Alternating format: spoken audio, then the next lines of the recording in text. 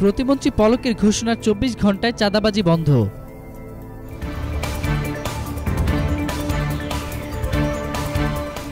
সিংড়ায় পরিবহন সেন্টারে চাঁদাবাজি বন্ধ ও চাঁদাবাজদের উৎখাত করা হবে। তথ্য ও যোগাযোগ প্রযুক্তি প্রতিমন্ত্রী জুনাদ আহমেদ পলকের এমন ঘোষণার ২৪ ঘন্টার মাথায় চাঁদাবাজি বন্ধ করল প্রশাসন। পরিবহন সেক্টরে চাঁদাবাজি বন্ধ ও চাঁদাবাজদের ধরতে মাঠে নেমেছে সিংড়া উপজেলা প্রশাসন।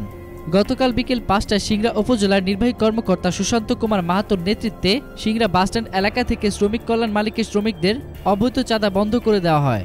এ সময় সিংড়া বাসস্ট্যান্ডে অটোরিকশা চালকদের কাছ থেকে চাঁদা আদায়ের সময় দক্ষিণ দমদমা এলাকার আনোয়ার হোসেন নামের এক ভ্যান শ্রমিককে আটক করা হয়। এ সময় উপস্থিত ছিলেন নাটোরের এনসিআইর সহকারী পরিচালক ইকবাল হোসেন। ইউএনও সুশান্ত কুমার মাহাতো বলেন, প্রতিমন্ত্রী জুনাদ আহমেদ পলকের ঘোষণার প্রতিফলন ঘটল। সিংড়া উপজেলায় আজ থেকে কেউ অবৈধভাবে টাকা আদায় করতে পারবে না। এতক্ষণ ফ্রিকি নিউজের সঙ্গে থাকার জন্য আপনাদের সবাইকে ধন্যবাদ।